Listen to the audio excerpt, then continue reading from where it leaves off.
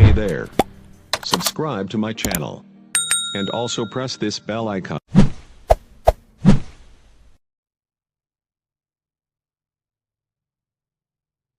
الرحمن الرحیم الحمدللہ وحدہ والصلاة والسلام علی من لا نبی بعدہ اما بعد فاعوذ باللہ من الشیطان الرجیم بسم اللہ الرحمن الرحیم احل لکم لیلۃ الصیام الرفث الی نسائکم ہن لباس لکم وانتم لباس لہن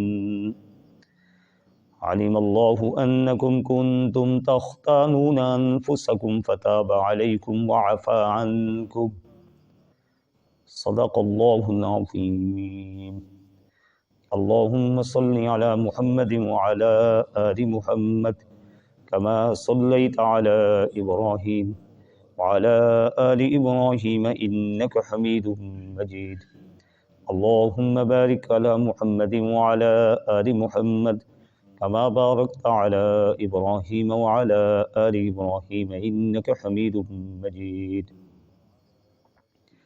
میرے انتہائی قابل احترام بزرگوں اور بھائیوں، سورہ بقرہ کی 187 نمبر آیت کا کچھ حصہ آپ کے سامنے تلاوت کیا گیا ہے۔ اس آیت مبارکہ کا ترجمہ سن لیجئے۔ اللہ رب العزت ارشاد فرماتے ہیں وَحِلَّ لَكُمْ لَيْلَةَ الصِّيَامِ الرَّفَثُ إِلَىٰ نِسَائِكُمْ، روزے کی راتوں میں تمہارا اپنی بیویوں سے ملنا تمہارے لیے حلال کر دیا گیا ہے۔ ہن لباس لکم وانتم لباس لہن، وہ بیویاں تمہارے لیے لباس ہیں اور تم ان کے لیے لباس ہو۔ علم اللہ انکم کنتم تختانون انفسکم، اللہ کو معلوم تھا کہ تم اپنے آپ سے خیانت کر رہے تھے۔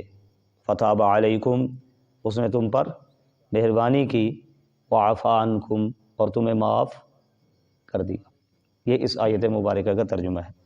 تو آپ کی خدمت میں عرض کیا جا رہا تھا پہلے سے کہ ابتدائے اسلام میں جب روزے فرض ہوئے تو افطاری کے بعد جب بندہ سو جاتا تھا تو اگلا روزہ شروع ہو جاتا تھا، پھر کھانے پینے پر اور بیویوں کے پاس جانے پر پابندی تھی۔ کچھ صحابہ اکرام رضوان اللہ تعالی مجمعین سے ایسا ہوا کہ وہ سونے کے بعد اٹھ کے بیویوں کے پاس چلے گئے۔ اس دور میں یہ پابندی تھی تو یہ کام ٹھیک نہیں تھا، تو یہ کوتاہی اور غلطی صحابہ اکرام رضوان اللہ تعالی علیہ مجمعین سے ہوئی۔ تو اللہ نے اس آیت میں اس کا تذکرہ کیا اور ساتھ معافی کا اعلان بھی کر دیا۔ تو صحابہ کی کمی کوتاہی جب بھی اللہ قرآن میں بیان کرتے ہیں ساتھ معافی کا اعلان بھی کر دیتے ہیں، تاکہ بعد والوں کے لیے صحابہ اکرام پر تنقید کرنے کی کوئی گنجائش باقی نہ رہے۔ تو پچھلے کئی دنوں سے اسی سلسلے میں گفتگو چل رہی تھی، چونکہ جس دور میں ہم جی رہے ہیں بدقسمتی سے صحابہ اکرام پر بھی تبصرہ کرتے ہوئے لوگ ذرا بھی شرماتے نہیں ہیں، حالانکہ ہمیں مقام تو سمجھنا چاہیے کہ صحابی رسول اللہ کا شاگرد ہے۔ صحابی کون ہے بھائی؟ رسول اللہ کا شاگرد، رسول اللہ صلی اللہ علیہ وسلم کے ہاتھ پر ایمان لانے والا، رسول اللہ صلی اللہ علیہ وسلم کی صحبت اور مجلس سے فائدہ اٹھانے والا، رسول اللہ صلی اللہ علیہ وسلم سے دین اسلام کو سیکھنے والا اور رسول اللہ صلی اللہ علیہ وسلم کی تربیت میں پرورش پانے والا۔ تو کائنات میں رسول اللہ صلی اللہ علیہ وسلم سے بڑی ہستی کو پیدا نہیں ہوئی، ایسے ہے نا؟ اللہ کے بعد سب سے بڑی ہستی ہیں، تو کیا ان کا کوئی فیض نہیں تھا کہ ان کے پاس بیٹھنے والے ان پر آپ کا کوئی اثر نہیں ہوا؟ کیوں بھائی؟ رسول اللہ صلی اللہ علیہ وسلم سب سے بڑے تھے تو جو ان کے پاس بیٹھتے تھے ان پر کوئی اثر نہیں ہوتا تھا۔ آج یہ ثابت کرنے کی کوشش کی جا رہی ہے کہ رسول اللہ تو ٹھیک تھے لیکن آپ کے پاس بیٹھنے والا کوئی بھی ٹھیک؟ آپ دیانتداری سے بتلائیے کہ یہ بات عقل اس کو قبول کرتی ہے؟ کیوں بھائی؟ لیکن یہ ہو رہا ہے۔ بدقسمتی سے سوچنے والا، سننے والا کچھ بھی سمجھداری کا مظاہرہ کرنے کے لیے تیار کہ رسول اللہ صلی اللہ علیہ وسلم کے تبصرے سن لیتا صحابہ اکرام کے بارے میں کیا ہے۔ آپ نے فرمایا بخاری شریف میں حدیث لا تسبوا اصحابی، میرے صحابہ کے کو برا بلا نہ کہنا۔ فلو ان احدکم مثل احد ذهب ما بلغ مد احدهم ولا نصیفا، صحابی کا مقام اتنا ہے، فرمایا تم اگر احد پہاڑ کے برابر سونا خرچ کرو، میرا صحابی آدھا سیر غلہ خرچ کرے تو صحابی کا آدھا سیر غلے کا تمہارا احد پہاڑ کے برابر سونا مقابلہ نہیں کر سکتا۔ رسول اللہ صلی اللہ علیہ وسلم نے فرمایا ترمذی شریف میں حدیث ہے فرمایا اذا رأیتم الذین یسبون اصحابی فقولوا لعنۃ اللہ علی شرکم، جب کسی شخص کو دیکھو کہ میرے صحابہ اکرام کے بارے میں غلط تبصرہ کر رہا ہے تو اسے کہا کرو تیری اس بری حرکت پر اللہ کی لعنت ہو، تیری اس بری حرکت پر اللہ کی۔ اور میں پہلے عرض کر چکا ہوں کہ سب سے بڑی سزا جو اللہ کی نظر میں ہے، اللہ کے نزدیک سب سے بڑی سزا ہے کہ کسی پر اللہ لعنت بھیجنے کا فیصلہ کرے اور اس کو اپنی رحمت سے محروم کر دے۔ یہی وجہ ہے کہ سب سے بڑا مجرم شیطان، جب اللہ نے اس کو جنت سے نکالا تھا تو کیا کہا تھا؟ فَخْرُجْ فَإِنَّكَ رَجِيمٌ، جنت سے نکل جا اس لیے کہ تو مردود ہو گیا ہے۔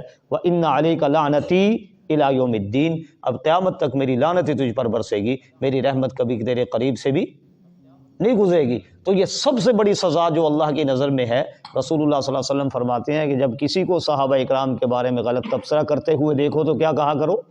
لعنت اللہ علی شرکم، تمہاری اس بری حرکت پر اللہ کی لعنت ہو۔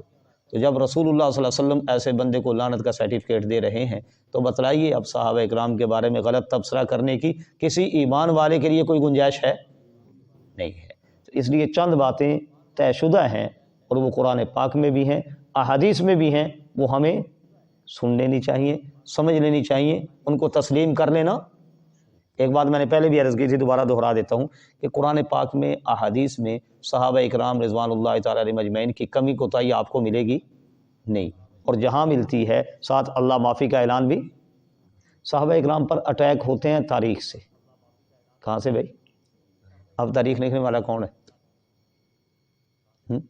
تاریخ لکھنے والا اگر یہودی ہو، اسلام پہ اعتراض کرے تو اس کا مطلب کیا ہے کہ وہ ٹھیک کہہ رہا ہے؟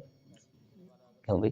اگر صحابہ کا دشمن تاریخ لکھ رہا ہے تو وہ ظاہر اعتراض کرے گا، اس کو بنیاد بنا کے کوئی یوں سمجھنے لگ جائے جیسا کہ ہمارے دور کے لوگ ہیں، صحابہ اکرام اس سے بھی گئے گزرے تھے، تو میں سمجھتا ہوں یہ نالائکی کی انتہا ہے، یہ نالائکی کی انتہا ہے۔ تو بھائی چند باتیں طے ہیں۔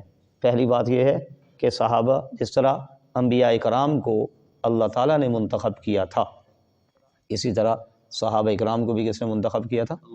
اللہ نے۔ ان اللہ اختارنی واختار علی اصحابہ، میں پہلے عرض کر چکا ہوں اس پہ تفصیل سے گفتگو کہ رسول اللہ صلی اللہ علیہ وسلم نے فرمایا اللہ نے مجھے بھی منتخب کیا ہے اور میرے لیے میرے صحابہ کو بھی منتخب کیا ہے، اور میں نے تفصیل سے عرض کر دیا کہ جن کو اللہ نے نہیں چاہا، رسول اللہ صلی اللہ علیہ وسلم کی پوری کوشش کے باوجود وہ صحابہ اکرام کی لسٹ میں، فہرست میں آئے۔ رسول اللہ صلی اللہ علیہ وسلم چاہتے تھے کہ آپ کے زمانے کے سارے لوگ صحابہ ہوں، چاہتے تھے کہ نہیں؟ کتنی تکلیفیں اٹھائیں، کتنے پریشان ہوئے، لیکن بنے وہی جن کو اللہ نے منتخب کیا۔ تو اللہ کے انتخاب پر اعتراض کرنے کی گنجائش نہیں ہوتی۔ نمبر دو، صحابہ اکرام رضوان اللہ تعالی علیہم اجمعین سارے جنتی ہیں۔ کیوں بھائی؟ کل میں نے کئی آیات آپ کو دکھائی تھی، صحابہ اکرام سارے جنتی ہیں۔ والسابقون الاولون من المہاجرین والانصار، میں دوبارہ دہراتا نہیں، بس عرصے سے عرض کر دیتا ہوں، سورۃ توبہ پارہ نمبر 11 آیت نمبر 100، اس کا ترجمہ چیک کر لیں، سارے صحابہ جنتی ہیں۔ سورۃ انفال آیت نمبر 74 پارہ نمبر 10 چیک کریں، سارے صحابہ جنتی ہیں۔ سورۃ حدید پارہ نمبر 27 آیت نمبر 10 چیک کریں، سارے صحابہ جنتی ہیں۔ سورۃ فتح پارہ نمبر 26 آخری آیت محمد الرسول اللہ والذین معہ اشداء علی الکفار، یہ آیت بتلا رہی ہے کہ صحابہ سارے جنتی ہیں۔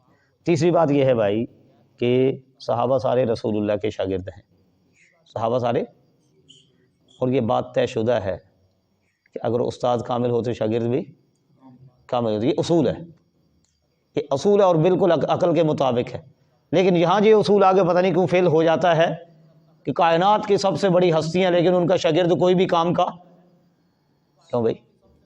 کتنے افسوس کی بات ہے بھائی کہ ایک ٹیچر ایک سکول میں 23 سال پڑھائے اور اس کے پاس 1 لاکھ سے زیادہ شاگرد پڑھتے ہیں اور اس میں سے کوئی بھی کامیاب، یا یوں کہ 2-4 کامیاب ہوتے ہیں باقی سارے فیل ہیں۔ تو یہ ٹیچر کے کمال کی نشانی ہے یا نالائکی کی؟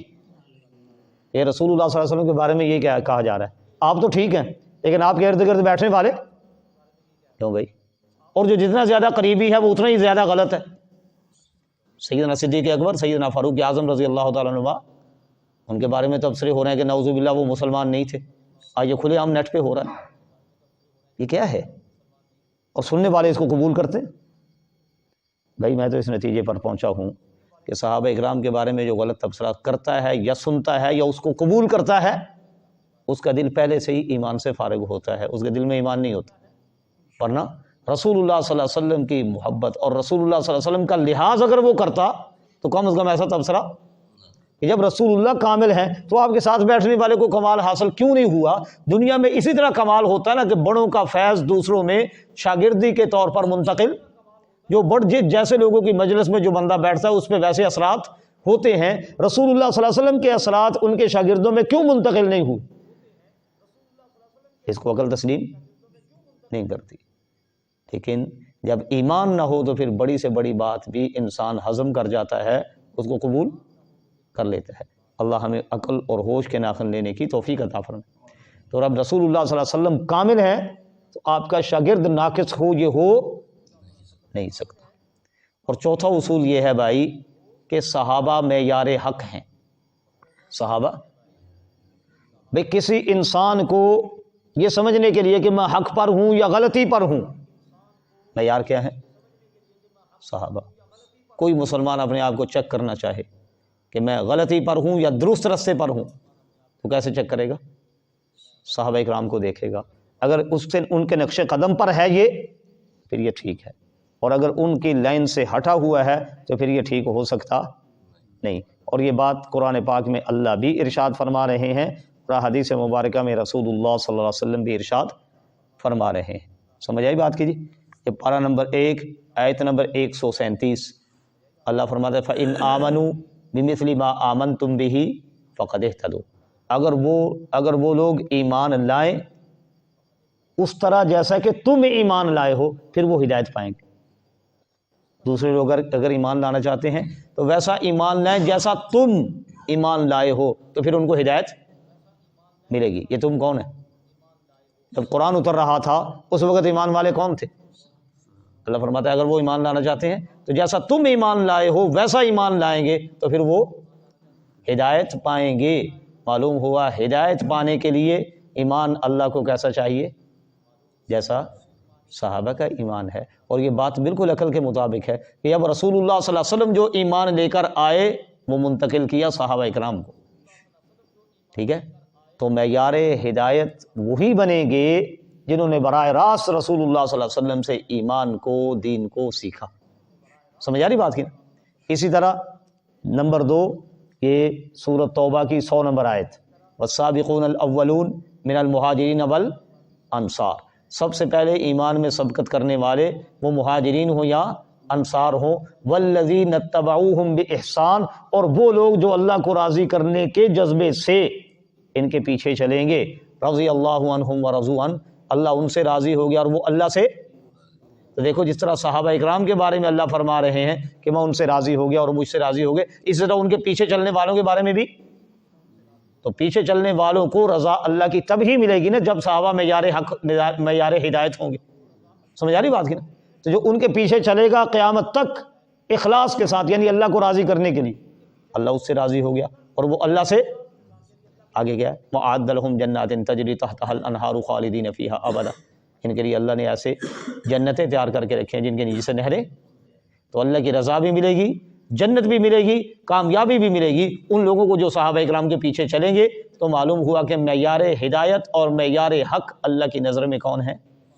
صحابہ اکرام ہیں، اور قیامت تک کے لوگ ان کے پیچھے چلیں گے تب ان کو ہدایت۔ اب ایک حدیث مبارکہ بھی سن لیجیے، ترمذی شریف حدیث کی مشہور کتاب ہے، اس میں حدیث موجود ہے اور توجہ فرما کے سنیے گا، آپ کو یہ کام دے گی۔ آج یہ ایک بڑا مسئلہ ہے کہ لوگ سمجھتے ہیں ہمیں پتہ نہیں ہے کہ حق پر کون ہے اور سیدھا رستہ کون سا ہے، سارے کہتے ہیں کہ ہم ٹھیک ہیں، لیکن ہم اس پوزیشن میں نہیں ہیں کہ وہ فیصلہ کر سکیں کہ صحیح راستے پر کون چلنے والا ہے اور ہمیں کس کی پیروی کرنی چاہیے۔ آئیے یہ حدیث مبارکہ بتلا رہی ہے کہ راہ ہدایت پر کون ہے اور کس کی پیروی کریں گے تو ہم کامیاب ہو جائیں گے۔ ترمذی شریف میں حدیث ہے، حضرت عبداللہ بن عمر رضی اللہ تعالیٰ عنہ فرماتے ہیں رسول اللہ صلی اللہ علیہ وسلم نے ارشاد فرمایا لَيَأْتِيَنَّ عَلَىٰ أُمَّتِي كَمَا أَتَىٰ عَلَىٰ بَنِي إِسرَائِيل حَذْوَ النَّعْلِ بِالنَّعْلِ، میری امت پر ضرور وہ وقت آئے گا جو بنی اسرائیل پر آیا تھا، اور بنی اسرائیل سے مراد ہیں یہودی، یہودیوں پر جو وقت آیا تھا میری امت پر ضرور وہ وقت آئے گا، اور جس طرح دونوں پاؤں کے جوتے آپس میں برابر ہوتے ہیں اسی طرح میری امت یہودیوں کے نقش قدم پر چلے گی، بالکل فرق نہیں ہوگا. حتیٰ ان منہم من اتی امہ علانیہ لکان فی امتی من یصنع ذلک، حتیٰ کہ اگر بنی اسرائیل میں کوئی ایسا بد نصیب تھا جس نے اپنی ماں سے اعلانیہ بدکاری کی تھی، تو میری امت میں بھی ایسے لوگ ہوں گے جو یہ کام کر گزریں گے. وَإِنَّ بنی اسرائیل تفرقت علی 72 ملہ، اور بنی اسرائیل کے 72 فرقے بنے تھے. وتفترق امتی علی 73 ملہ، اور میری امت کے 73 فرقے بنیں گے. میری امت کے 73 فرقے کلہم فی النار الا ملۃ واحدہ، وہ سارے جہنم میں جائیں گے، صرف ایک جماعت ایسی ہے جو جنت میں جائے گی. 73 میں سے 72 جہنم میں اور ایک جنت میں. صحابہ اکرام رضوان اللہ تعالی علیہم اجمعین نے پوچھا من ہی یا رسول اللہ صلی اللہ علیہ وسلم، آقا جو جماعت جنت میں جائے گی ان کی نشانی کیا ہے؟ ان کی نشانی کیا ہے؟ آپ نے فرمایا ما انا علیہ و اصحابی، جو میرے اور میرے صحابہ اکرام کے نقش قدم پر چلیں گے وہ جنتی ہیں، باقی سارے جہنمی. تو میں نے آپ سے عرض کیا معیار ہدایت کیا ہے رسول اللہ صلی اللہ علیہ وسلم کی نظر میں؟ جس طرح آپ کی سنتوں پر عمل کرنا یہ ہدایت کا معیار ہے، اسی طرح صحابہ اکرام رضوان اللہ تعالی علیہم اجمعین کی سنتوں پر عمل کرنا، ان کے نقش قدم پر چلنا، یہ بھی کیا ہے بھائی؟ معیار ہدایت ہے. اس کے بغیر ہدایت مل سکتی؟ تو جن کو اللہ معیار ہدایت قرار دے رہا ہے، اگر انہی کو پر تنقید کر کے ان کو مشکوک ثابت کر دیا جائے تو پیچھے کچھ بھی بچتا؟ تو میں پہلے یہ عرض کر چکا ہوں کہ حقیقت میں یہ سازش کیا ہے. حقیقت میں صحابہ اکرام کو برا بھلا کہنا، اس کا مقصد صرف صحابہ کو برا بھلا کہنا؟ اس کا مقصد یہ دیکھو، کسی کیس میں اگر گواہوں پر جرح کر کے ان کو اگر آپ مجروح کر دیں تو کیس کی کوئی حیثیت باقی نہیں بچتی. ایسے نا گواہوں پر آپ تنقید کر کے ان کو سائڈ پہ لگا دیں تو پیچھے کچھ بچتا؟ کیس ختم ہو جاتا ہے، کیس کمزور ہو جاتا ہے، وہ کسی قابل. اسلام کے گواہ اور دین اسلام پورا قرآن پاک کی شکل میں ہو یا احادیث مبارکہ کی شکل میں ہو، رسول اللہ صلی اللہ علیہ وسلم نے صحابہ اکرام کے سپرد کیا. اب اگر صحابہ اکرام کو مشکوک ثابت کر دیا جائے تو دین اسلام خود بخود مشکوک ہو جائے گا. اصل مشن اور مقصد یہی ہے اور اسی پر محنت ہو رہی ہے. صرف صحابہ پر تنقید کرنا، محض صحابہ پر تنقید نہیں کرنا نہیں ہے، بلکہ پورے دین اسلام کو مشکوک ثابت کرنا ہے، اور یہ کیا جا رہا ہے. ٹھیک ہے، تو ہمیں ضرورت ہے ہوش کے ناخن لینے کی، ورنہ اسلام قیامت تک کے لیے ہے. کسی کو فرق پڑے گا نہیں، لیکن جو اس کے ساتھ ٹکرائے گا یا اس کو مشکوک ثابت کرنے کی کوشش کرے گا وہ اپنے لیے صرف جہنم کا ایندھن اکٹھا کر رہا ہے، اس کے علاوہ اس کو کچھ بھی حاصل نہیں ہوگا. اللہ اپنی رحمت سے ہم سب کو اپنی ذمہ داریوں کو سمجھنے کی اور ان مقدس ہستیوں کو ان کا ادب و احترام دینے کی توفیق عطا فرمائے. سبحان ربی العلی الاعلی الوہاب، سبحان ربی العلی الاعلی الوہاب، سبحان ربی العلی الاعلی الوہاب. لا الہ الا اللہ وحدہ لا شریک لہ، لہ الملک ولہ الحمد وہو علی کل شیء قدیر. اللہم لا مانع لما اعطیت ولا معطی لما منعت ولا ينفع ذا الجد منک الجد. اللہم صل علی محمد عبدک ورسولک وصل علی المؤمنین والمؤمنات والمسلمین والمسلمات. اللہم ربنا آتنا فی الدنیا حسنہ وفی الآخرۃ حسنہ وقنا عذاب النار. الہ العالمین فلسطین کے مظلوم مسلمانوں کی مدد فرما دیجیے، ان کو اس ظلم و ستم سے ہمیشہ کے لیے نجات عطا فرما دیجیے. حماس کے مجاہدین کو اسرائیل کے صفحہ ہستی سے مٹانے کا ذریعہ بنا دیجیے. امریکہ، برطانیہ، دنیا بھر کے یہودی اور ان کے حمیتیوں کو چن چن کے اپنے قہر اور غضب کا نشانہ بنا دیجیے. اہل شام کی حفاظت فرما دیجیے، ان کو اندرونی بیرونی فتنوں سے نجات عطا فرما دیجیے. ان کی حکومت کو مضبوط فرما دیجیے اور اپنے حکموں کے مطابق حکومت کرنے کی توفیق عطا فرمائیے. الہ العالمین ان کے علاوہ بھی دنیا بھر میں جہاں بھی مسلمان مظلوم ہیں ان کی دستگیری فرما دیجیے، ان کے مسائل کو اپنی رحمت سے حل فرما دیجیے. ہم سب کو اپنی ذمہ داریوں کو سمجھ کر ان کے مطابق عمل کرنے کی توفیق عطا فرمائیے. رب ارحمہما کما ربیانی صغیرا، رب ارحمہما کما ربیانی صغیرا، رب ارحمہما کما ربیانی صغیرا. اللہم انا نسألک حبک وحب من یحبک وحب عمل یقرب الی حبک. ربنا تقبل منا انک انت السمیع العلیم وتب علینا انک انت التواب الرحیم. وصلی اللہ تعالی علی خیر خلقہ محمد وعلی آلہ وصحبہ اجمعین. آمین رحمت اللہ۔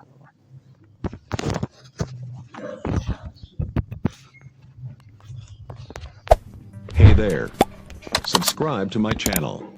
And also press this bell icon.